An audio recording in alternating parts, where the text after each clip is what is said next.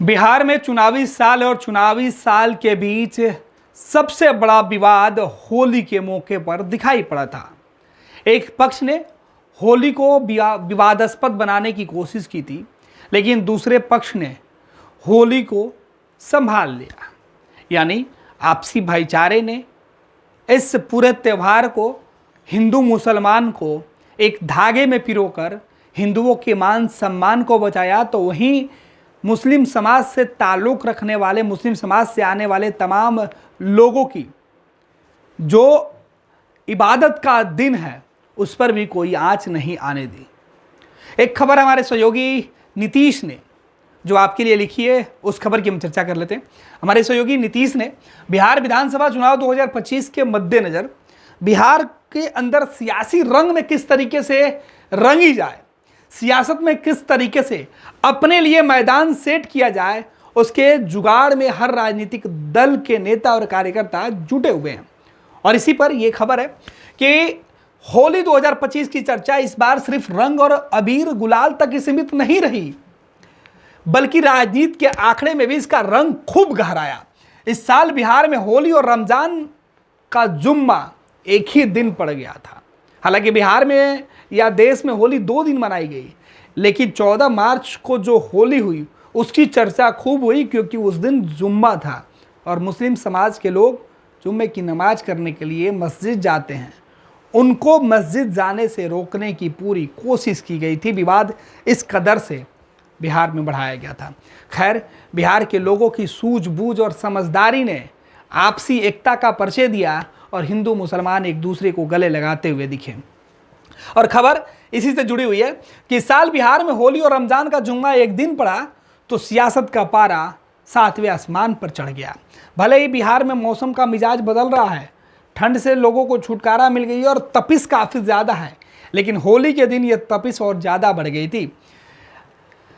तमाम राजनीतिक दल के लोग अपने वोटरों को रिझाने के लिए, नई फसल लगाने के लिए जीतोड़ मेहनत कर रहे हैं, खाद मिट्टी डाल रहे हैं, बयानों के बीज बोए जा रहे हैं और इन बयानों के बीज से फसल जो तैयार होगी उसे एक समाज के लोग, एक पार्टी के लोग दूसरे के खिलाफ इस्तेमाल करने वाले हैं। यह पूरी चर्चा इसी बात को लेकर है कि अपने वोट बैंक को साधने की कोशिश में तमाम लोग अपने अपने अंदाज में होली और जुम्मे की नमाज को लेकर जो गंगा जमुनी तहजीब है इसे बिगाड़ने के लिए कुछ लोग खड़े थे, तो कुछ लोग उसे बचाने के लिए जद्दोजहद करते हुए दिखाई पड़े। और यही वजह है कि बिहार में राजनीति सिर्फ जाति तक ही सीमित नहीं है, बल्कि धर्म भी इसमें एक बड़ा कारक बन गया है। चुनाव से पहले सत्ता पक्ष हो या विपक्ष, सभी वोटों की राजनीति में जुटे हुए हैं। ऐसे में जब होली और जुम्मे का दिन एक साथ पड़ा तो नेता 2 धड़े में बट गए थे। बीजेपी के कुछ नेताओं ने तीखे बयान दिए और कहा कि मुस्लिम समाज को अगर रंगों से परहेज है तो वो अपने त्यौहार के दिन घर से बाहर दिल बड़ा करके निकले। दूसरी बात, विपक्षी पार्टी ने सीधे तौर पे कहा कि ये ध्रुवीकरण करने की साजिश है। ऐसे बयान देने वाले नेताओं को माफ नहीं किया जा सकता है।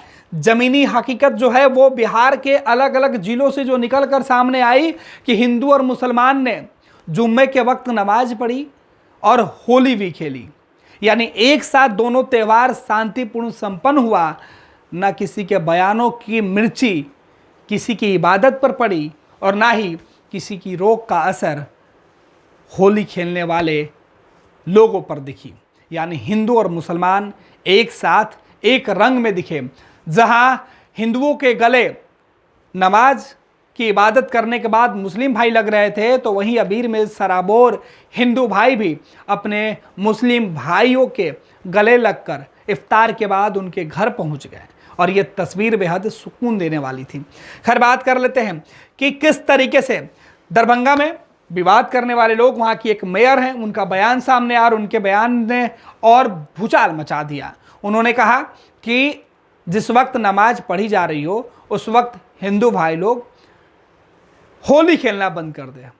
ये बयान आग में घी डालने का काम किया, लेकिन राजनीतिक दबाव और चारों तरफ से जो आलोचना है उसके बाद दरभंगा की मेयर बैकफुट पर आई, अपने बयानों से मुकर गई। उन्होंने कहा कि मेरे कहने का तात्पर्य ये नहीं था, बल्कि मैंने तो लोगों से अपील की थी, फिर भी लोगों की भावनाओं को ठेस पहुंची तो हम माफ़ी मांगते हैं। लेकिन बीजेपी के विधायक अपने बयानों पर कायम थे। बीजेपी के विधायक जो समाज में जहर घोलने की बातें कर रहे थे, उन्होंने माफ़ी तो नहीं मांगी, लेकिन मेयर ने बड़ा दिल दिखाकर इंसानियत के लिए माफ़ी जरूर मांग ली और लोगों के मन में जो भ्रम की स्थिति बनी हुई थी, जो गुस्सा था, वो खत्म हो गया। दरभंगा जैसे जगह से सब ने अच्छे से होली और जुम्मे की नमाज अदा करके यह बता दिया कि अब समाज में गलत बात करने वालों को जगह नहीं दिया जाएगा। मुख्यमंत्री नीतीश कुमार खुद होली के मौके पर अपने घर से बाहर निकल गए। नीतीश कुमार ने बिहार में लॉ एंड ऑर्डर की व्यवस्था को संभालने की पुरजोर कोशिश की। छिटपुट घटनाओं को छोड़ दे तो होली के मौके पर बिहार में कोई अप्रिय घटना नहीं घटी, लेकिन देर शाम पुलिस पर हमला ने सीधे तौर पर नीतीश कुमार के कानून व्यवस्था पर सवाल जरूर उठा दिया। खैर, खबर की तरफ लौटते हैं। बिहार में ही गृह मंत्री अमित शाह ने सीता मंदिर बनवाने की घोषणा की थी, जिससे यह संकेत मिल रहा था कि बीजेपी बिहार में हिंदुत्व पॉलिटिक्स को आगे बढ़ाने की कोशिश कर सकती है। ऐसे में यह देखना दिलचस्प हो गया था कि बिहार के वोटर नेताओं के बिछाए जाल में फंसकर ध्रुवीकरण की राजनीति का हिस्सा बनेंगे या फिर बेरोजगारी, पलायन और बुनियादी सुविधाओं जैसे असली मुद्दे पर वोट डालेंगे।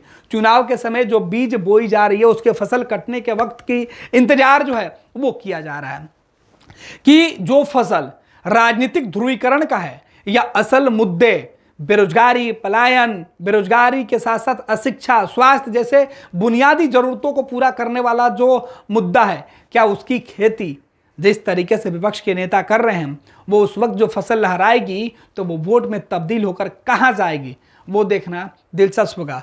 बहरहाल, बिहार में राजनीति चाहे जितनी भी हो, लेकिन इस बार जनता ने साफ कर दिया है कि होली और जुम्मे की नमाज भाईचारे और सौहार्द के साथ उन्होंने मनाने का फैसला किया और उन्होंने मनाया भी।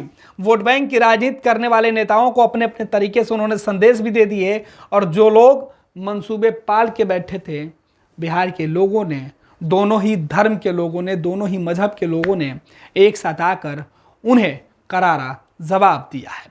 ये तस्वीरें आपको सुकून दे सकती है और ये खबर आपको राहत पहुंचा सकती है कि बिहार में बात मुद्दे की होगी, ना कि राजनीतिक उन्माद की होगी, ना ही धार्मिक अलगाव की होगी और ना ही जातीय बंधन की होगी, बल्कि यहाँ सब आपसी भाईचारे के साथ होली और जुम्मे की नमाज अदा करके ईद भी मनाएंगे और चुनाव में होली के बाद एक दूसरे के साथ खड़े होकर वोट भी करेंगे। गोल, जहां 27 वर्षों के सफर में 17,000 से भी अधिक छात्रों ने डॉक्टर एवं इंजीनियर बनकर भरे सफलता की ऊंची उड़ान, जहां साधारण छात्र भी झारखंड टॉपर्स बनकर बना रहे इतिहास। दूरदर्शी शिक्षाविद श्री विपिन सिंह के मार्गदर्शन में मेडिकल एवं इंजीनियरिंग के लाखों छात्रों के लिए आशा की किरण के रूप में goal, nation's leading institute. Panorama group, जो सोचता है वो करता है। ये लो, मुंह मीठा करो। आज मैंने अपना जॉब छोड़ दिया, अब हम पूर्णिया वापस जाएंगे। जॉब छोड़ दिया है? मतलब ये घर कैसे चलेगा? हम करेंगे क्या? और माँ बाबूजी क्या बोलेंगे? इसलिए मैं एक और मिठाई का डब्बा लाया। अपने बिजनेस के लिए लोन अप्रूव हो गया। अरे लोन अप्रूव हो गया वो तो ठीक है, लेकिन पूर्णिया में हम रहेंगे कहाँ? अपना घर भी तो नहीं है वहाँ। इसलिए तो एक और मिठाई का डब्बा अलग से लाया हूँ। हमने पूर्णिया में घर ले लिया है, पूर्णिया के ई होम्स पैनोरमा में। पूर्णिया में पैनोरमा ग्रुप लेकर आए हैं ई होम्स पैनोरमा। बड़ा घर, आलीशान जिंदगी और अत्याधुनिक सुविधाओं के संग। अरे अरे, अब क्यों मुंह मीठा करवा रही हो? क्योंकि हम घर वापसी जो कर रहे हैं। घर वापसी की खुशी पूर्णिया में ई होम्स पैनोरमा के संग। E homes Panorama, luxurious lifestyle redefined.